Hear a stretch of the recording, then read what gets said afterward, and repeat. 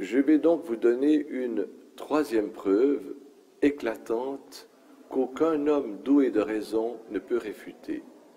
Nous lisons dans l'évangile de Jean, qui n'est pas l'évangile authentique et original de Jésus, dans cet évangile écrit par celui qu'on appelle Jean en langue grecque, nous lisons ces paroles faussement attribuées à Jésus. Je cite: en vérité, je vous le déclare, celui qui croira en moi fera des œuvres semblables aux miennes et des œuvres plus grandes que moi, car je m'en vais auprès du Père. » Fin de citation. Nous comprenons dans ce verset de l'évangile de Jean que Jésus dit bien « celui qui croit en moi ». Or, nous aussi, nous musulmans, nous croyons en Jésus. Nous croyons qu'il est l'envoyé de Dieu, le Messie aux enfants d'Israël. Nous croyons à sa naissance miraculeuse. Nous croyons à l'évangile, c'est-à-dire un seul évangile dans la langue originale donné à Jésus, qui est la parole de Dieu. Mais les Juifs, les hindous, les bouddhistes ne le reconnaissent pas, Jésus, ils ne croient pas en lui.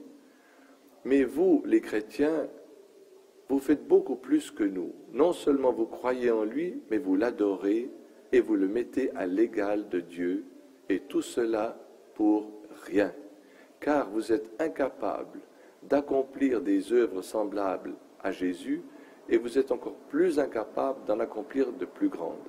En effet, Jésus, selon les évangiles, a fait voir les aveugles, redonner la vue à ceux qui ne voyaient pas, l'aveugle de naissance.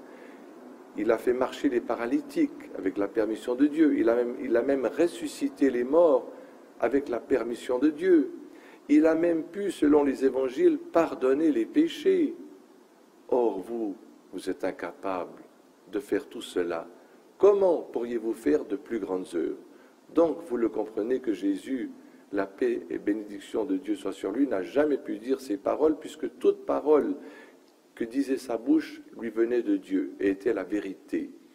Et une preuve éclatante aussi,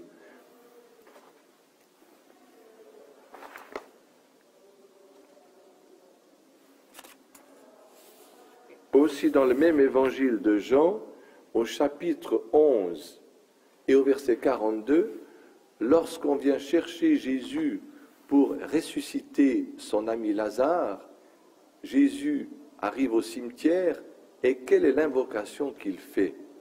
Il demande à Dieu de ressusciter Lazare. Ô Père, ressuscite-le afin qu'il croie en moi.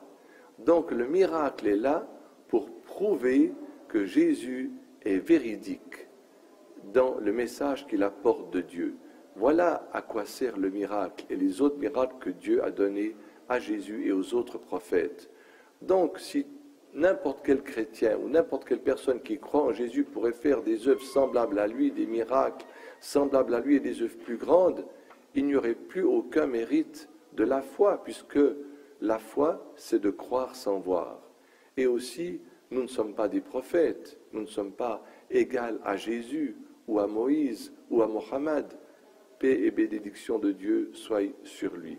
Donc je vous invite, après ces preuves éclatantes, de vous attacher au Coran et de délaisser cette Bible pour perdre votre temps, de vous attacher au Coran qui attribue à Dieu les attributs parfaits, qui attribue au messager le pouvoir de faire des miracles et